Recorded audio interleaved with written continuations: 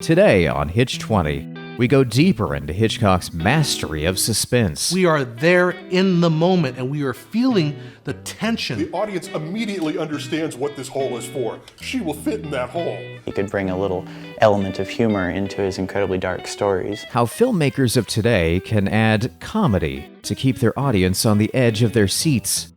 We examine one of the most suspenseful of Alfred Hitchcock Presents, Back for Christmas. Come on in.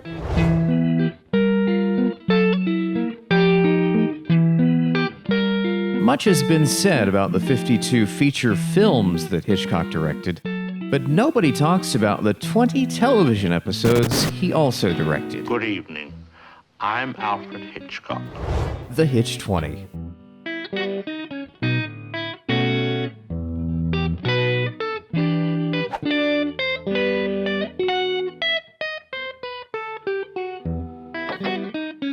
Funding for Hitch20 is provided by GLIDECAM, world-class camera stabilizers, and by the Offing David DVD. Trouble is afoot. We also enjoy the inspiration of subscribers like you. Thank you.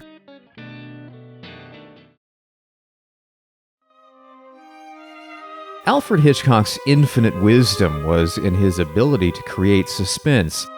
Not suspense on the screen, not in the characters, but suspense in the audience. It was this emphasis on us, putting us through a big tease. That's what made his films so fun to watch. Hitchcock's genius lies in the way he played on secrets, sharing with us a piece of knowledge that mustn't get out. The closer the other characters get to finding out, the more suspense we feel. Back for Christmas is the quintessential Hitchcock story. Probably one of Hitchcock's funniest episodes. It's kind of a light-hearted episode. I absolutely loved it because, first of all, it was very well acted. John Williams was perfect for the role.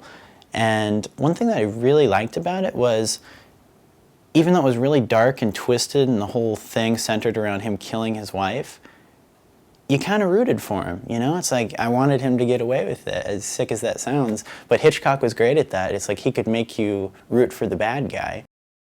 Back for Christmas was the fourth TV episode he directed, and should be just as famous as any of his movies. It's a useful model of his typical suspense strategy.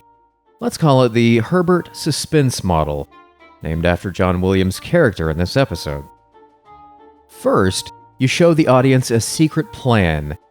Then, the hero waits nervously around people that are clueless about it. When it's time for the plan to be carried out, delay it with comic interruptions. After the deed is done, the guilt rises, and getting caught becomes the driver of suspense. In Back for Christmas, he shows us at the beginning what Herbert is planning to do. He doesn't use dialogue. Instead, he shows us with a few simple camera movements. Without saying much, using point-of-view shots, we can totally understand what John Williams' character Herbert, what his plans are for his wife. Herbert is showing the grave-size hole in the wine cellar, and his wife is standing over it, and he's like, "Now just stand a little off to the side, a little off to the side." And the camera tilts from the hole up to the wife. So the audience immediately understands what this hole is for. She will fit in that hole. We have no problem understanding what is going through his mind. But all of this is done without the character saying anything. It's the shot that tells the audience. Hitchcock said that cinema is the universal language because it doesn't need to be translated. Anyone watching it clearly understands the visual language. Now that we know the secret plan, and once he has us hooked, he keeps us waiting.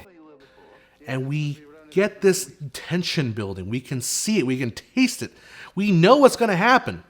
We're just waiting. We're biding our time. We're biting our lip to see what happens. These shots of Herbert constantly remind us that we know the secret. Since he's surrounded by people that don't know, it intensifies the momentum of his plans.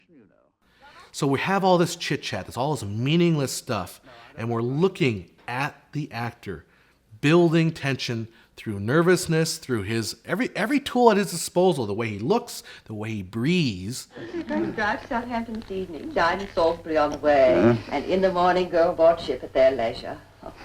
No trains, no fuss, no rush, no bother. Doesn't Hermione? Pretty much any of his dialogue has double meaning. And if you watch the episode, everything he says means one thing to the characters, but we as the audience know what he's planning. You know, few men have wives like you. But it is nice of you, Herbert. He is so totally henpecked, so totally whipped, that we understand that without ever having him say it or anybody else say it. But she's also not evil, and that's what's interesting in how Hitchcock plays this. She's not an evil person. She's overbearing, she's a little dominating, but she's also sweet. She's also nice to him. She serves him his lunch. So she's not a completely despicable character. Even though the audience might not agree with the plans, Hitchcock was confident enough in his skill that the more he delayed the plans, the more we will want it. It's a big tease. He makes us want something that we know we shouldn't want, and that creates a nervous anticipation. Well, there's something I'd like you to help me with first. The key to making this work is comedy. Hitchcock said that in the mystery and suspense genre, a tongue-in-cheek approach is indispensable. A lot of people in that era just weren't doing that. I mean, you had a lot of the, horror films coming out at that time that just had one tone, they were just serious. But what I loved about Hitchcock was he could kind of do both. He could bring a little element of humor into his incredibly dark stories.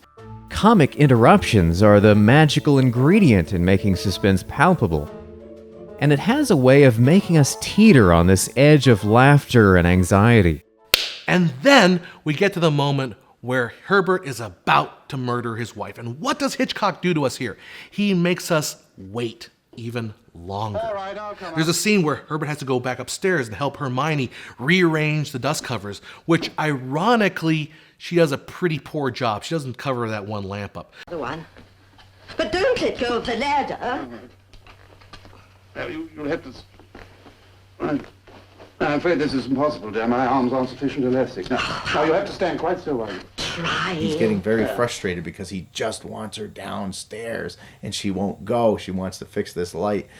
So it's kind of a long, drawn-out scene just to create suspense. But we get this delicious scene where she's on the stepladder and she's afraid to fall off.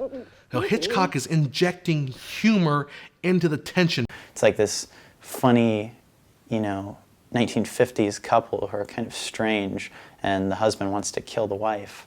But at the same time, they're arguing over little things like, dust covers and what's for dinner. The final leg of suspense is the fear of getting caught.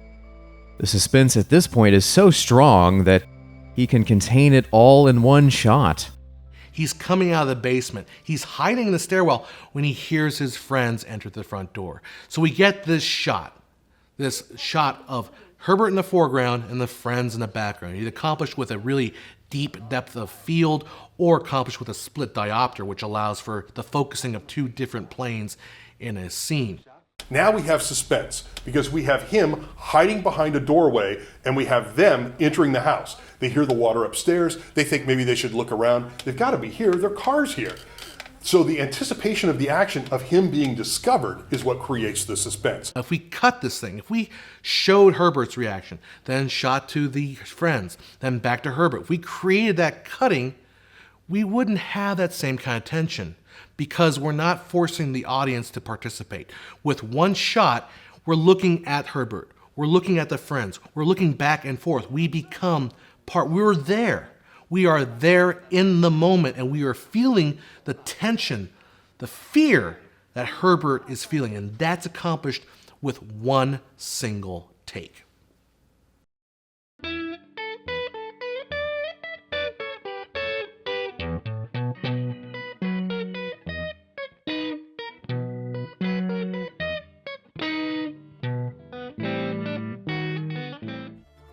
Funding for Hitch20 is made possible by GLIDECAM Industries. Filmmakers around the world know that GLIDECAM stabilizers give you the smoothest flowing video with easy operation. Both professional filmmakers and amateur movie makers alike can enjoy fluidity and grace in their cameras. It's no wonder GLIDECAM is the name and future of camera stabilizers. There is another secret that the audience doesn't know about. It comes in the form of a surprise. People think that a plot twist is something that happens at the end of the story. Actually, a plot twist is something that's there all along, in every frame of the film. But the audience doesn't see it because you, as a clever filmmaker, make sure they're distracted by something else. The first half of the episode is like, is he going to kill his wife? When is he going to kill his wife? How is he going to kill his wife?